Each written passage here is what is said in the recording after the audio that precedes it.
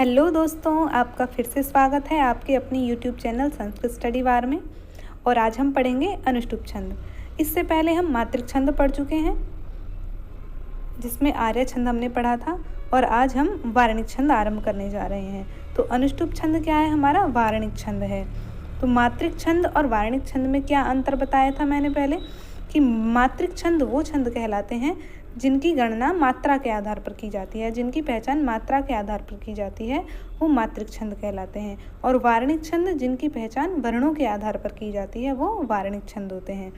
तो चलिए पढ़ते हैं अनुष्टुप छंद।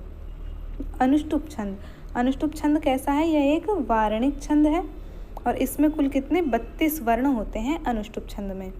एक छंद में 4 चरण होंगे, तो प्रत्येक चरण में, अनुष्टुप छंद के प्रत्येक चरण में 8 वर्ण होते हैं। इस तरह से चारों चरणों में 8 वर्ण होंगे, तो कुल मिलाकर अनुष्टुप छंद में हमारे 32 वर्ण हो जाएंगे। अनुष्टुप छंद का लक्षण क्या है? श्लोके षष्ठम गुरु ज्ञेयम सर्वत्र लघु पंचमम द्विचतुष्पादयोर्ह्रस्वम सप्तमम दीर्घमन्ययुः। ये है अनुष्टुप छंद का लक्षण। इसका अर्थ देख लेते हैं कि श्लोके षष्ठम, श्लोक का अर्थ है अनुष्टुप छंद। अनुष्टुप छंद का दूसरा नाम श्लोक भी है। तो श्लोके षष्ठम गुरु ज्ञेयम, अनुष्टुप छंद में हमारा 5वां, 6ठा और 7वां, इन 3 वर्णों पर ही नियम लागू होता है अनुष्टुप छंद में। तो वो नियम क्या क्या हैं वो जान लेते हैं कि श्लोके षष्ठम गुरु ज्ञेयम, यानी अनुष्टुप छंद में षष्ठ वर्ण कैसा हो? गुरु ज्ञेयम, वह हमेशा गुरु या फिर दीर्घ होना चाहिए। सर्वत्र लघु पंचमम, और अनुष्टुप छंद के प्रत्येक चरण में जो भी पंचम वर्ण होगा वो हमेशा लघु होगा। और द्विचतुष्पादयोर्ह्रस्वम सप्तमम दीर्घमन्ययुः, द्विचतुष्पादयो यानी दूसरे और चौथे चरण में जो सप्तम वर्ण है वो कैसा होगा? वो ह्रस्वम, वह ह्रस्व होना चाहिए। और अन्य चरणों में, किसमें? द्वितीय और चतुर्थ में तो ह्रस्व हो गया सप्तम, और अन्य जो बचे उनमें हमारा दीर्घ, सप्तम वर्ण दीर्घ होना चाहिए। एक बार अर्थ इसका नीचे फिर से देख लेते हैं कि अनुष्टुप छंद में प्रत्येक चरण में 8 वर्ण होते हैं, जिनमें केवल 5वां, 6ठा, 7वां, इन तीनों वर्णों पर ही नियम लगता है। 5वां वर्ण चारों चरणों में लघु तथा 6ठा वर्ण गुरु होता है। 7वां वर्ण द्वितीय तथा चतुर्थ चरणों में ह्रस्व यानी लघु होता है, और अन्य प्रथम और तृतीय चरणों में दीर्घ होता है। इसके उदाहरण देख लेते हैं। ये आपने पढ़ा भी होगा बहुत अच्छे से, बहुत ही प्रसिद्ध श्लोक है। माता शत्रुः पिता वैरी येन बालो न पाठितः न शोभते सभा मध्ये हंस मध्ये बको यथा। तो इस पे लक्षण देख लेते हैं एक बार।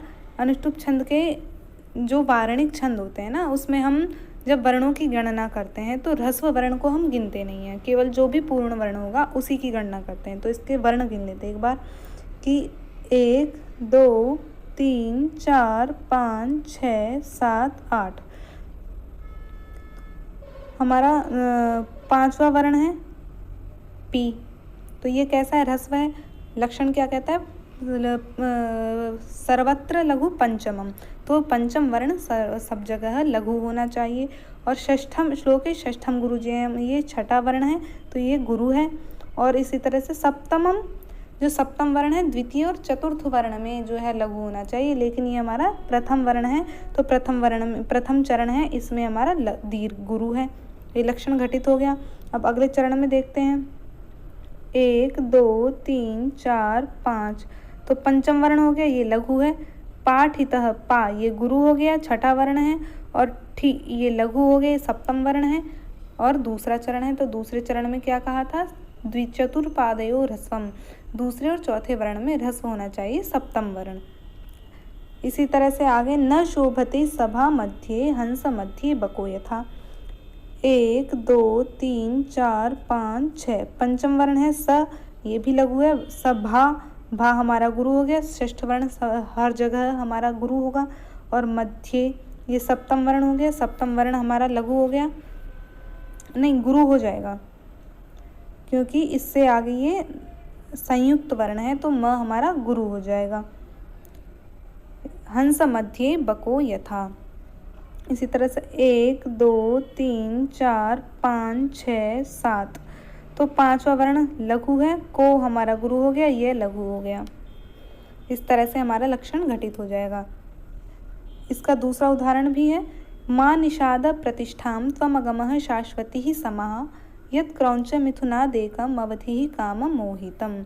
इसी तरह से इसमें भी लक्षण घटित हो जाएगा।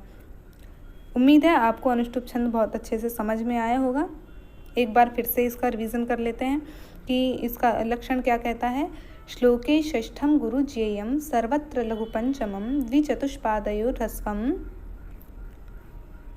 सप्तमम दीर्घमन्ययोः।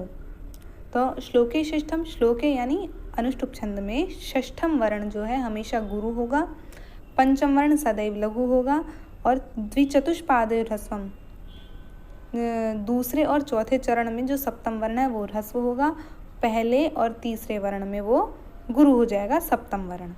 तो ये ही हमारा अनुष्टुप छंद का लक्षण है और परीक्षा में इस तरह से पूछा जाता है। आपको बस ध्यान रखना है किस चीज़ का, कि अनुष्टुप छंद में कुल कितने वर्ण होते हैं। तो अनुष्टुप छंद में 32 वर्ण होते हैं। इस तरह से पूछ सकते हैं कि प्रत्येक चरण में कितने वर्ण होते हैं, तो प्रत्येक चरण में 8 वर्ण होते हैं। और इसका लक्षण भी आपको याद होना चाहिए, क्योंकि लक्षण बोल के वो पूछ लेते हैं कि किस छंद का लक्षण है। और श्लोक किसे कहते हैं, श्लोक भी अनुष्टुप छंद को ही कहते हैं।